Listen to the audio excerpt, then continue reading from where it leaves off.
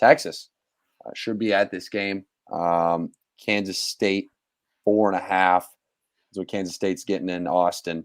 This will be an interesting game. Will Howard, this is Kansas State won the Big 12 last year. I mean, TCU, yeah, obviously they went to the playoffs, but they lost to them.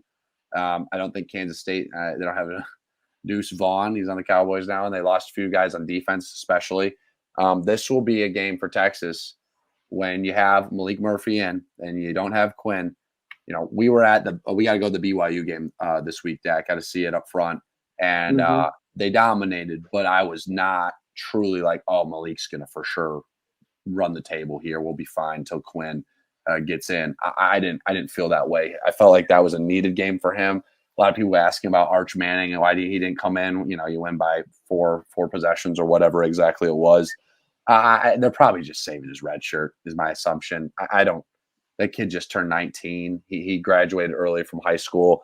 I don't think their intentions are to have him play right now unless need be, because Quinn's out. I mean, Quinn's going to be out for a couple weeks at least, in my opinion. So I know people have said he's day to day or whatever Sarkisian's saying. He's got a couple weeks before he can be on the field. I think once you get to about Texas Tech at the end of the year, we're getting to late November, maybe the week before.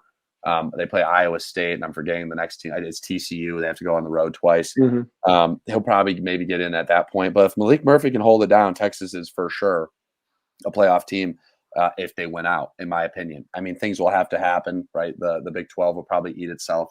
Big 12, Pac-12 will probably eat itself a little bit. But you got Oregon there at 6 and then Washington at 5. But I do think this Texas team they didn't play great against Houston. They barely won that one down there. They dominated against BYU. They're back and forth. I think they just need to run the rock this weekend against Kansas State. They have a better O-line than Kansas State. They got great running backs. Jonathan Brooks, one of the best running backs in the country. Malik Murphy can throw when he needs to. They have those guys with Xavier, and you've got A.D. Mitchell. You just got a lot of good players on this team and good weapons that just go ahead, win the next couple games. You're a better team. I mean, I've said this, and I think everyone knows this. Yes, they lost to Oklahoma. Talent-wise, this is the best team in the Big 12. They have the talent there. It's if Sarkisian could put together a second half. He's great. He's an offensive mastermind. We know that. I mean, it comes from Bama and it comes from the trees that he has.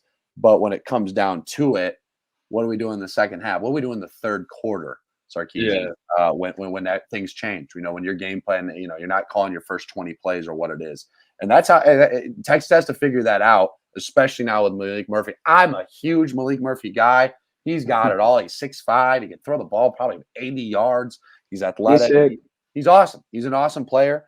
But the kid's 19, and the kid played his first real college football game at home last weekend. We watched it, and so this is a big game. I mean, this is a game, no question in my eyes, that Texas could lose. I'm just going to say it how it is. I mean, this is a game they could lose. Kansas State is good. Will Howard's been there for a little bit.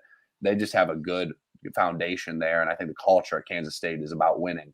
And that's why they sit at, they could have won against Missouri. I mean, they could hit the longest field goal in SEC history or something like that. It was 61. I think. Insane. I mean, insane. Yeah. They would have won that game if it wasn't for that. So Texas, interesting one here. We're going to move on quickly. Sorry, guys. It took us some time there. One more thing on the Texas game real quick. Yeah, I got a question for you too, right quick. I was going to say with the Texas game too, I feel like with Texas, everyone just needs to see them put together one complete game, like you were saying, give us 2 solid halves. And then I feel like once they do that, I feel like there's going to be a lot of people and a lot of talking heads that are all on the Longhorns again and being like, they got this, they can do this. And they should, like you were saying, they are easily the most talented team in the Big 12. So hopefully they do. I mean, I would love to see it. It would be pretty cool if they just went out there and took care of business against Kansas State. But like you said, it is one where you could see the Longhorns losing in a classic fashion. Mm-hmm. Yeah. No, yeah, I mean, mine's pretty much the same. I feel like Texas is sitting at 7 in the AP poll, and they're sitting at 7 in the new college football playoff rankings. Everybody is dying for a reason to put Texas higher. Obviously, the loss hurts them, but they immediately jumped Texas. I think it was 3 after they beat Bama. Right. And they're looking for some sort of statement win where it's like, oh, Texas looks very, very, very good. And I think they had the chance to do that against a bunch of these mid teams that could have jumped Oregon and should be at 6. but I almost feel like they're biding their time until they play Oklahoma or they play those bigger games. Yeah. And like, I don't know, I feel like it could bite them come playoff time. Maybe you disagree, but like I agree completely. This is the they one. should be harder. Like they should be. Yeah, you're back at home for a second week. They've been on the road. They had a bye week. Then after they had Red River, you know what I mean? They were on the road for a little bit technically there.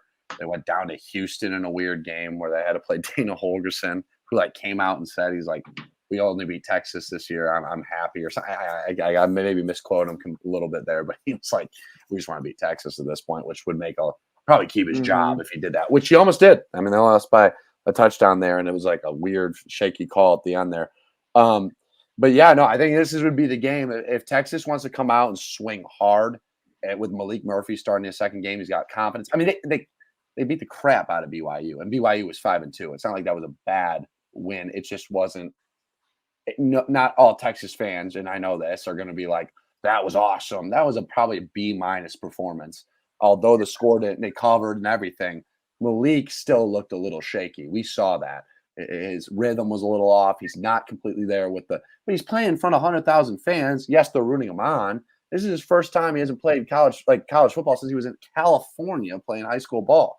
So, like, I mean, it's going to take him some time. But I think if you beat Kansas State here by 10 points or more, let's say, let's call it 2 touchdowns. They knock them 2 touchdowns down. I think that's going to be where you go, okay, although Oregon just came out and beat Utah, maybe you don't put them ahead right away. But that's kind of that statement win where it's like, yeah, I mean, they're a good team. Kansas State's still a good team. So I think that would speak volumes for sure for the Longhorns' sake.